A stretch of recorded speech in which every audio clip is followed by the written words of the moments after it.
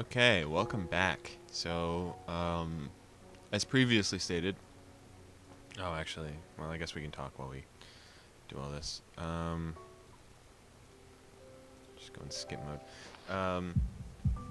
The thing is about Emmy is that a lot of hers don't matter. A lot of her choices don't actually matter, but I think because they don't matter, it's a little different. Actually, all of her choices don't matter except one. One choice matters. Besides this, obviously, this beginning bit to get through. None of her choices actually matter, but I guess they might change the way the story goes. So we might be just doing a completely second Emmy story, feels like. But yeah. That choosing is obviously your choice. So we're gonna just go. If I do Shizune's deafness right now, I can't skip through it. I'm just gonna ask about the library. We'll get to Shizune's deafness again. So yeah, we're just gonna skip through this, and I'll get to Act 2, I guess.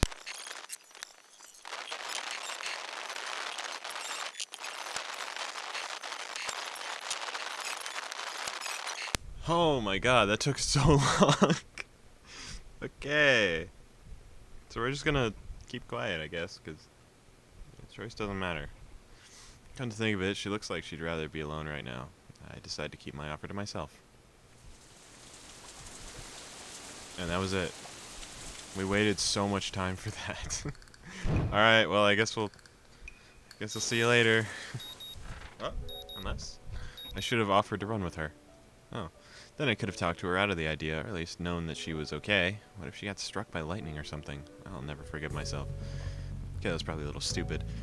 Emmy's a resourceful girl. I doubt she'd even stay out of a thunderstorm. Just her judgment on that matter, at least. Even so, I can't help wanting to know where she is. Well, nothing for it. I'd rather stretch and run. Hope Emmy shows up with a grin and an excuse.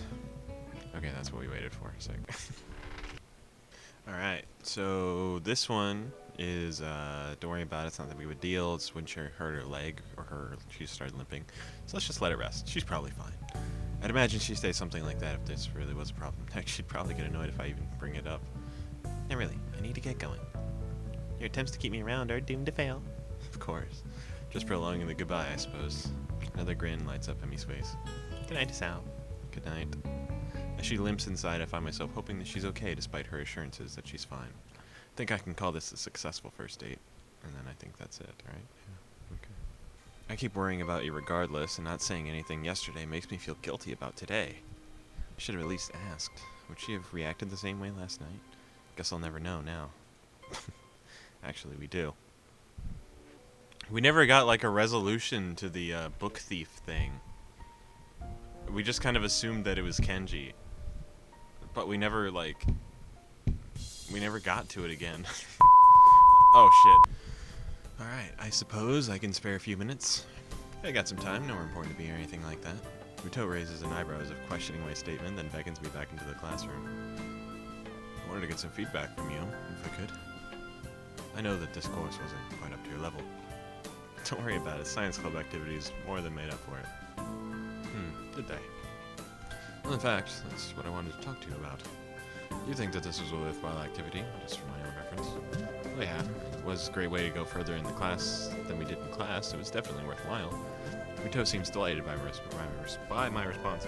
Also, it feels like maybe Emmy's route had a lot of unresolved shit. Like this science club, it kind of gave Hisao like a sense of purpose in his future, but like he wasn't concrete about like, oh, I'm actually gonna go study science or something, or like Muto didn't really get like a shining light or anything. He kind of got left by the wayside the same way that the book thief sort of thing did. So while I guess in its main plot with Emmy, I think the side plots kind of fell a little to the wayside, whereas I feel like the side plots to ones like Hanako or Shizune's, like Shizune's being a little bit better with like the student council as well as her family sort of intertwining. I don't remember what Hanako's was, actually. Did she have a side plot? It was more Lily and like how they interacted. But that was sort of more of a main. Hanako's was more like her side plot, her A and B plots were kind of how Hanako reacted with Hisao and how Hanako reacts with Lily, and then like how Hisao reacts with Lily in comparison to Hanako. That's kind of what theirs was. Shizune's was like her family as well as the student council, and how she kind of juggled those, as well as her relationship with Misha was also sort of like a B plot. Emi's wasn't, like, it didn't matter her relationship with Rin. It was literally kind of just, they sort of added the Mutel and the Science Club and the Book Thief, and neither of them sort of did anything. Who else did we be with? Rin, I don't think actually had anything. I think hers was very focused on Rin. Maybe how she saw Hisao versus how she saw the world. Maybe. They do this a lot, actually. I'm realizing that they kind of try to shift the perspectives of the characters. But, I mean, besides Hisao's personal struggles, this one, I guess, was with his health. That one kind of finished. Hisao's maybe changes on his perspective. But, yeah, I think the side plots of this one sort of fell by the wayside. Muto seems to light up my response. That's great. Exactly the sort of thing I was hoping for. Maybe this is sort of the resolution and we just missed it because we went to go talk to Emmy instead. Maybe that's the problem. You know, Sao, I'm glad you came in here. It's always good to have a student who really gets into the subject you teach. In a way, it makes dealing with the rest of the students more tolerable. You're a bright kid, too. You do this kind of stuff like a duck to water. So, such simile. Thanks. You're a great help, especially with that college stuff. There's one more thing you said. Okay, so yeah, this one, this does make this feel a little better. A bit of advice from one scientist to another. What's that? What does a scientist do? Observe the world around him. Exactly.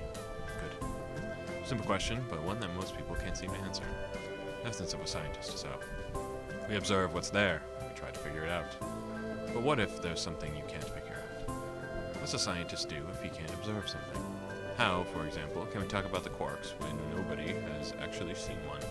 Or black holes when observing them directly as possible? Well, scientific experiments, pretty advanced equipment. Toe irritably waves away my response. No, that's not it at all. Those are tools. I'm trying to give you a philosophy. Think. If you can't observe something directly, then how can you observe it? Guess? How? How would you guess the movement of a quark? What is your guess based on? Of course, I should have thought of that earlier. The thing it affects. Muto claps his hands together excitedly and whoops. Yes, exactly. Good. Remember that, Sam. If you can't examine something directly, it's because you're looking at it wrong. You have to look at it differently if you want to uncover the truth, even if it eludes you. Then look at what it leaves behind. That is the essence of being a scientist. We never stop looking for the answer, never take anything for granted. Observe, experiment, and observe some more. There's a lot of stuff out there that makes no sense as how. Your job is to get to it, to make sense. If nothing else, I hope you learned that here. I think I can remember that. Ito smiled, satisfied. Good. Now go enjoy your time. You earned it. That was a lot better, actually. Okay, I leave the room feeling a little confused. What brought that on? Although, am I going to about this thing with Emmy the wrong way? If she won't tell me, then can I go about it in some other way? The question keeps spinning in my head even after I've made my way back to my room. What if she gets angry about it? Sorry, did we? Okay, yeah. Alright. Okay, so this one's a little strange because we have to save here because I want to get through this, but we have a new option completely. Look, do you mind if I give you some advice? This is about us sorting with Emmy, I suppose. No, this is my problem. Sure, why not? Why was it Muto? What was it Muto said yesterday? If you can't observe the thing, then observe what's around it. Worth a shot. The nurse knows Emmy better than I do, I'll wager. Sure, I'm open to suggestions. Honestly, I'm kind of lost. I've got no idea how to deal with this. I never would have guessed. He grins while he says this. I think he's kidding. Look, here's the deal. Emmy is stubborn. You should know that by now, and if you don't, then you're pretty undeserved. But I'm giving you the benefit of the doubt here. I'm so grateful. Anyway, if she's decided that she doesn't want to talk about what happened, then she's not going to talk about what happened. Has she said anything about what's been bothering her? Even a hint? Well, she said that she's been having nightmares about the accident. Really? You're making progress then. That's good. Well, I guess I could fill you in on this without violating a strict non-interference policy when it comes to them making stupid decisions. The anniversary of her accident is coming up soon. She gets depressed around this time because it was a pretty traumatic event, considering what she lost. That's the other thing. She acted like she lost more than just her legs. What happened? He's so fucking stupid. Whoa, not going there. You have to ask someone else about that because that's a whole can of worms I'm not about to open. If Emmy wants you to know, she'll tell you in her own time. You just gotta be patient, that's all. Did we? We didn't. Okay. Why are you even helping me with all this? Because you're good for her. She trusts you, even if you don't think she does. And you've got the best chance out of anyone in the school right now to help her through this time of year. She won't accept my help, but she might accept yours if you don't screw this up. So don't screw it up. Got it? I open my mouth to respond, but a knocking sound at the door interrupts me. Are you guys still in there? Just a moment, Amy. Yeah. Okay. That's cool. The nurse said he trusts me, even if it doesn't look like it. But I'm not sure I can trust the nurse. He's protective of Emmy, just like I'm protective of Emmy. And I'd be likely to say that something to make her look good if someone asked me about her. Yeah. So he might just be doing that. Still, there was something about the way he seemed genuinely surprised that Emmy invited me along. Maybe last night's talk helped more than I think, but I'm still worried. Meeting the parents is a big deal, right? I suppose Emmy's got more in common with Quarks than I realized. Okay, so this is crazy. Now we're getting perspectives from the teachers and stuff. I'm gonna have to go back again and say that we're not dealing with this, which is cool. This game has got like branches, bro. Moves around fast, impossible to understand through direct observation, yet she has an effect on everyone she encounters. What if Mrs. Birzaki will figure out that I know about the nightmares, or is she just keeping everything secret from everybody? Oh my gosh. Okay. So this is like we're asking all of the adults now. We're not even having any choices with her anymore. Okay, so next one we're going to talk about not talking to the nurse, and we're going to go after her. But right now we're going to talk to her mom. There's an awkward silence at the table. For a while after Emmy dashes off, I can't think of anything to say. Emmy's mother sighs, breaking the silence. Sorry about that, Asal. I sometimes forget that Emmy's touchy about certain subjects. And I was talking about the wheelchair thing, too. Should I go after her? Heavens, no. She didn't leave the table to continue a conversation, you know. But if she's troubled, shouldn't someone help her? If there were anyone else, I'd say yes. But my daughter's stubborn as a mule. If she wants to be alone, it's best to let her be alone. Otherwise, she'll probably say something she'd regret, which would cause you to say something you'd regret. And I would prefer the dinner doesn't end with both of you storming out of the house. If that would happen, I'd be a terrible hostess, wouldn't I? I've already acted as a fool once today. It's okay, I shouldn't have brought it up the wheelchair, apparently.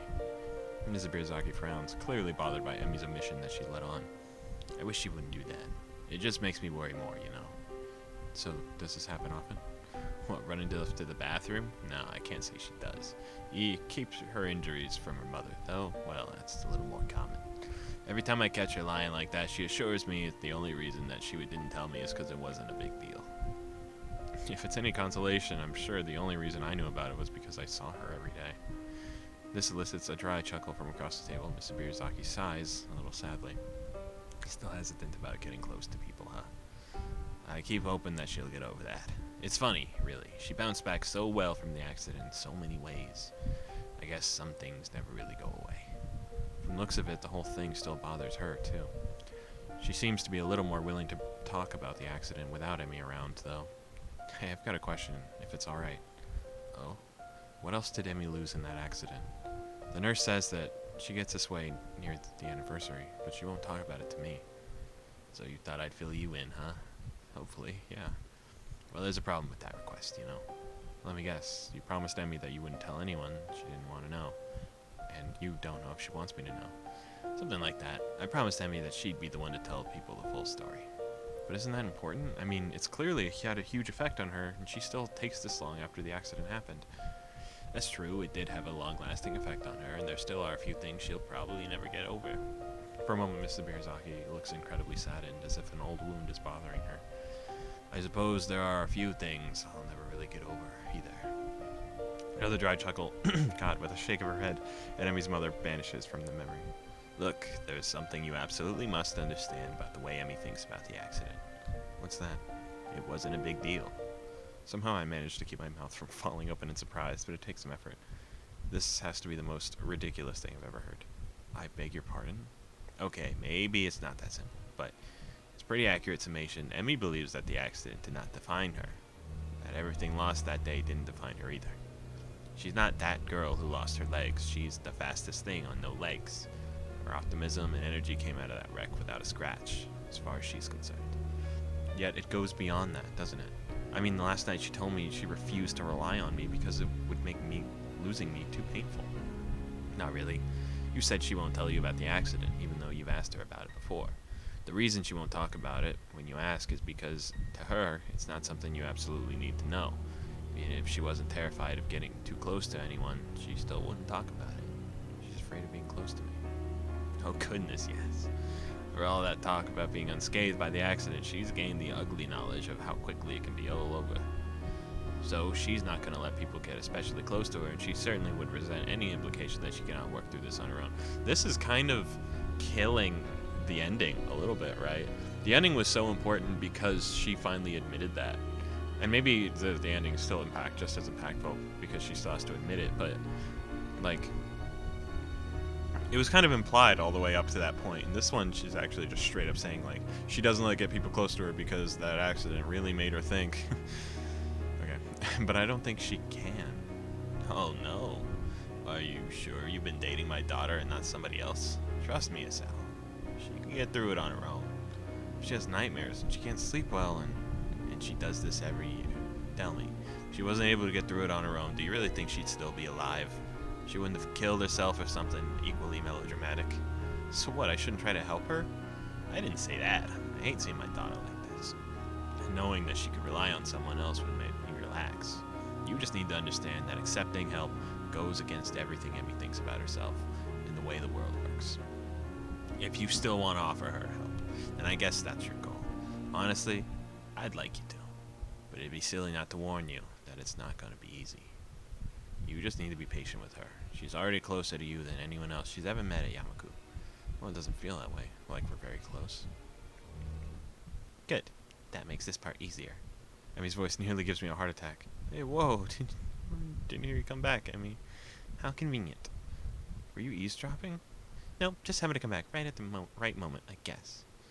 Emmy, Sal was just... Emmy holds up a finger, cutting her mother off. On his way out of the house? Yeah, I know. Emmy's trembling with anger now, looking vaguely betrayed. Emmy, don't be ridiculous. We would just... You promised. The pain carried in that last word is almost too much for me to bear. The idea that I could hurt her that much is like being kicked in the gut. Emmy's mother looks similarly pained by the thought. And I kept that promise. Just listen, there's no reason to go throwing people out of the house. Emmy's mother seems to be both angry at her daughter's sudden outburst and embarrassed that I have to witness to it. There's only one real solution to this problem, I think. It's okay. I'll just go. Now really, that seems a little unnecessary. Don't worry about it. Thank you for dinner, Mrs. Miyazaki, and for the advice. It was my pleasure, Asao. I'm sure we didn't get to dessert. I'm sorry. That's okay. I have to watch what I eat anyway. Good evening, Emmy, Mrs. Miyazaki. The formality of our conversation, coupled with the fact that I'm getting ready to leave, seems to snap Emmy out of her anger. No, wait, I'm sorry. I've just been so... And after last night, I just thought... You don't have to go. I take it back. It's okay. I can't help but smile slightly. She can barely articulate her apology, and I would like to stay. But I don't think I can right now. I think I just need to think about what her mother said, and about what I'm going to do about us. I don't want to risk accidentally getting Emmy angry again in her current state either. No, I think I'd better leave. You seem pretty shook up, and... Well, I'd only wind up trying to help you again. I know you prefer I didn't, so... I'm gonna leave instead. But... Hey, it's not a problem. You don't want a night on a white Charger, right? Just promise me one thing, okay? What? Don't get angry at your mom, okay? She was just giving me some advice, that's all. Emmy nods hesitantly, like this simple idea is all that she can grab onto at this point. She's so terribly off balance, but I can't do anything about that right now. Okay. See you tomorrow, okay? I'm running in the morning. Don't forget. I can see that I've hurt Emmy just by deciding to leave, but there's nothing I can do for her as things stand, and I know she's too stubborn to admit that she wants me to stick around. I watch various emotions cross Emmy's face as she tries to process everything that just happened. Shortly, she comes on that calm look again, like last night, the voice that tries so hard to sound careless. Sure, Sam. See you around. Both of us are unwilling to concede emotion at this point, and I'm having a hard time keeping my facade. So I turn on my heel and walk out the door. I shut it behind me slowly, pausing for a moment to catches my hand on the doorknob. Did I make the right decision just now? Should I have stayed and tried to work things out? No, I decide. Not in front of her mother like that. In spite of everything, I'd rather just keep Emmy's mother insulated from the sort of anger that surfaced last night. Even though she's probably used to it, some protective instinct wants me to keep Emmy's image as cheerful girl intact. With a start, I realize my hand's still resting on the doorknob. I take my hand away, put it in my pocket, and head down slowly, darkening street. I let out a long breath. To wait until tomorrow morning isn't going to be easy. Is this the same? No, okay. In any case, I have to think about what I'm going to say to Emmy. I must apologize, and I must get through to her somehow. On that account, something's been on my mind for most of the way back to my room. The letter of apology from a while ago. That's right, we just kind of threw it away, didn't we? Sorry, is my light dying? Probably. I think it is. I was so concerned about my new life when I realized, when I received it, that I didn't even bother to really read it. Now that I find myself in a similar position, my curiosity got rekindled. What does she want me to know so badly? If nothing else, reading her thoughts might help frame mine. I remember tossing it away. Damn, where did I throw that thing? That's right, we did. That's so crazy. I check under my desk. That turns up nothing, and I look for harder to reach, more unlikely locations. Well, now that I know where that last sock went, at least. Still no letter, though. It's just when I try sweeping my arms into the nightstand that I feel something crinkly jammed up behind the wall. Grunting a little with effort, I reach for my prize, as soon manage to bring it into the light. Here we go. I sit at my desk, spread the crumpled paper open, and flick it onto the table light. Skipping past the empty pleasantries, I look past the point where I stop reading it. Here it is. There are other things I want to say. I'm writing you because I felt like there are things that I should have said after the incident back in winter. I really regret that I wasn't able to say them in person. I have no excuse for it. The truth is, times I visited your hospital made me worried about you. I'm not worried about your health. You seem to be more distant, disheartened. Happiness maybe. We've already giving up on happiness. That sounds unpleasantly familiar. I wanted to somehow express my feelings, but the right words didn't come to me. I couldn't say anything to comfort you, and I'm really sorry for not being able to support you when it mattered most. And though I like you very much, at least now finally I could be more honest. If I could go back to those quiet days in February and March, I'd tell you not to give up on yourself. That's what I would say. Maybe you wouldn't have drifted so far away, and I just said something. I hope you managed to get back on your feet on your own. Now that the distance between us is also physical, it feels more final somehow. I wonder if we get to meet again. Perhaps it's for the best if we don't. Still, if you would like to correspond with me, by all means write me back. I'd very much like to hear about your new school and how you are doing. I wish you the best. Iwanaka. After finishing reading the letter, I smoothed it out carefully and let it aside on my desk. Thank you, Iwanako. I wanted to answer yes to your question on that snowy winter day, but I never got to. By the time we met again, it was too late. Or so I thought. What would have happened if I had behaved differently back in that dismally sterile hospital room? Dismally. I'm sorry. There's no point in wondering now, but there's no point in trying to forget either. I am who I am because of what happened to me, and all I look forward to is experience, past, present, and future. In the past may have just taught me an important lesson now.